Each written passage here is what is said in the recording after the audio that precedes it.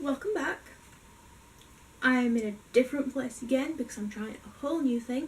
I have two dogs on my bed, so if the camera wobbles a bit, that's why.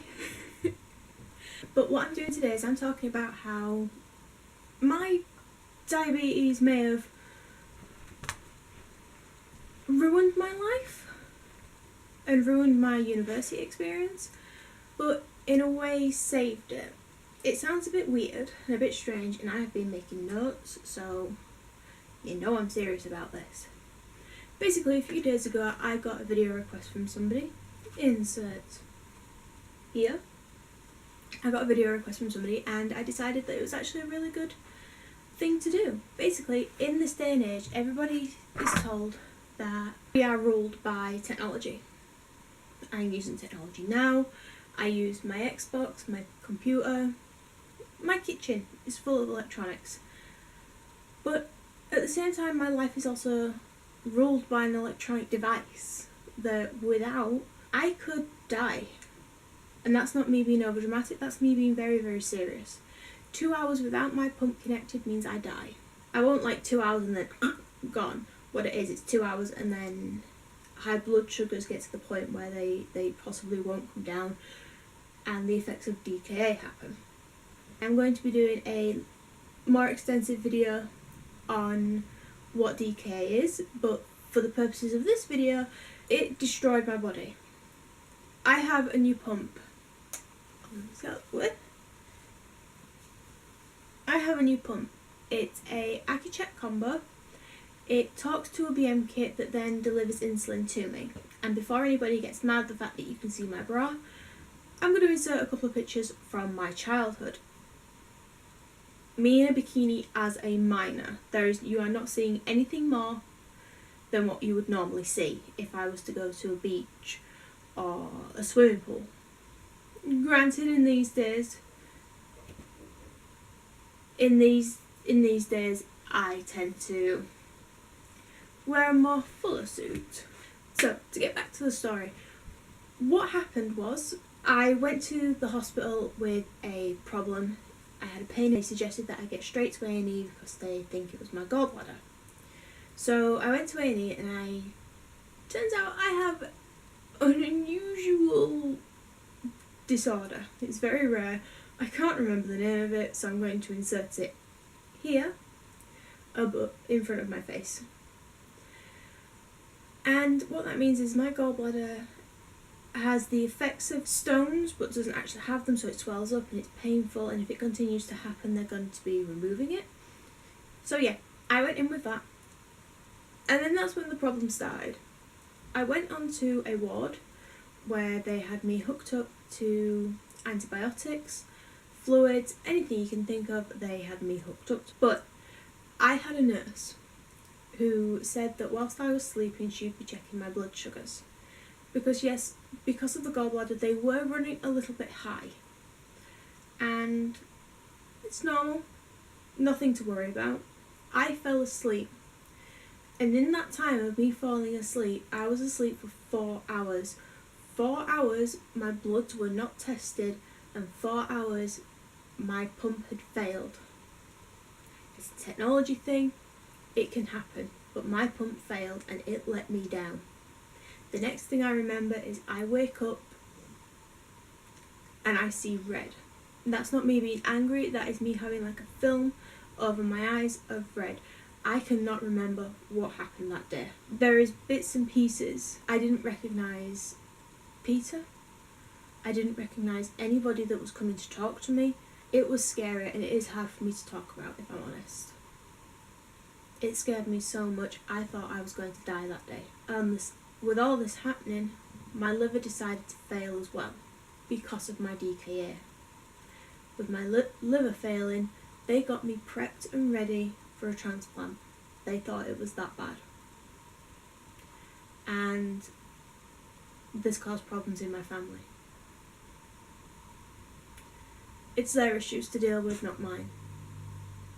I had the hospital on my side. I had Peter on my side. But that's just a little background of what happened with my DKA experience. So, to talk about how it ruined my university experience, basically, I ended up in a wheelchair. I was in it for about 18 months. As you can see, I'm moving around now. I had to have constant, intense physiotherapy. I am still in physiotherapy. That meant that I had to miss classes. I had to wait for an electronic wheelchair. There actually still is a 10 to 15 year waiting list for electric wheelchairs, and that is disgusting. I had to pay for one out of my own pocket. It gave me my freedom back, and that's what I wanted and that is what I needed. Whilst all this was going on, I had assignments due in. I couldn't finish my assignments. I could barely do my assignments. I was that bad I couldn't even fill out the extenuating circumstances forms to have an extension on said assignments. My hands were swollen, I couldn't use my computer, I couldn't use my phone. So my grades began to fall. Within my grades beginning to fall, my career choices took a turn. I could not finish university because of my diabetes and what happened. It was a series of events that were beyond my control. I put trust in a machine. I put trust in people. The nurses on the wards do not know how to deal with the pump. They have not had the training. I had to have 2 days full training for my animas before they handed it to me. 2 days. And that is all for me to get the basics. And then the first day it was the basics. I went away with a prototype with saline in it to make sure I could understand it, and then they checked it. If I could understand it, we went to the second day where I had to have the more extensive training on how to deal with it if it fails. I put my trust in these people so I could get some sleep because the pain was that bad that night I couldn't get any sleep. So the day after I needed sleep. I went back after 4 weeks off of physiotherapy and I went back in my wheelchair. I had some great friends there. I had Rachel, we still talk now. I had Assassin's Creed hoodie. I'm pretty sure he'd prefer to be known as that because when I first met him he was wearing an Assassin's Creed cardigan and we got talking then.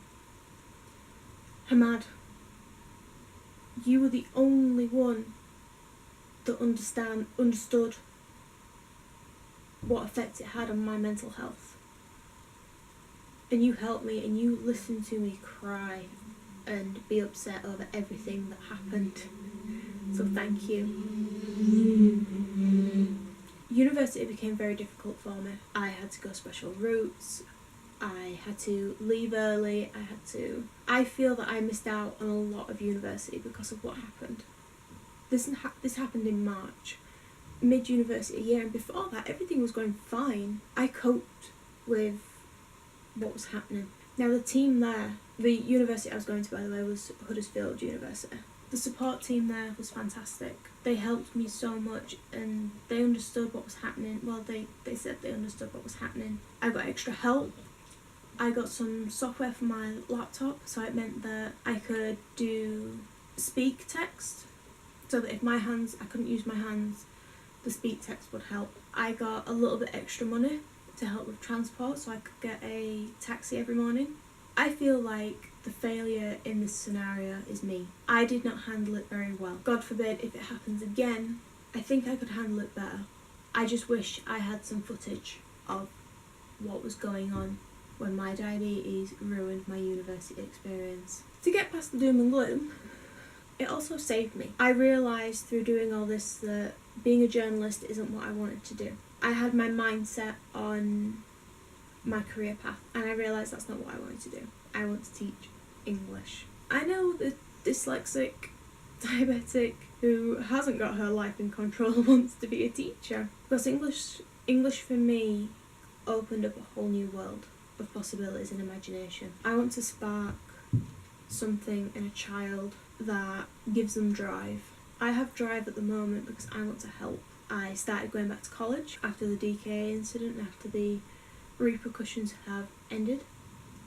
I'm going to college. I'm doing well. I have gotten, I know you can't see my wall, but I'm looking at it and I have got into anime. It is phenomenal.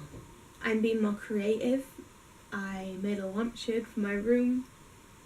I've got into art. There is one person that throughout all of it helped me stood by me, gave me the kick up the backside not to sit and wallow and have self-pity. Peter, that is you. I have never met a man who is so you. You visited me every day in the hospital. You took time off work for me. You brought my assignments to me so I could at least attempt to do it. You brought my laptop to me. You handled my social media whilst I was unwell. And for that, I love you. I really do. 3 years. 3 years you've been helping me, and 3 years you have been making me stronger. I would like to thank the university staff. They were astounding. They really were. I would say I'd like to thank the hospital staff, but I can't. I put my trust in them and they failed me. There was a nurse who saved me. He was a diabetic nurse and he came to see me just to see how my blood sugars were going. He saw me and straight away he knew what happened. He knew what was happening to me and he tried to fix me. Thankfully he did. When something like this happens, you cannot plan it, but with support and help, you can get through it. I would urge you to try and finish what you are doing. In terms of university, because you will feel much better if you put your energy into it and made that your drive. To say you finished it and you accomplished it no matter what happened during uni, that is something to be proud of. I have this ever-going cloud over my head. I failed. In my mind, I gave up. I quit. I failed it. I don't want you to have that same feeling. And with that, my lovelies, let's grow strength together. Goodbye.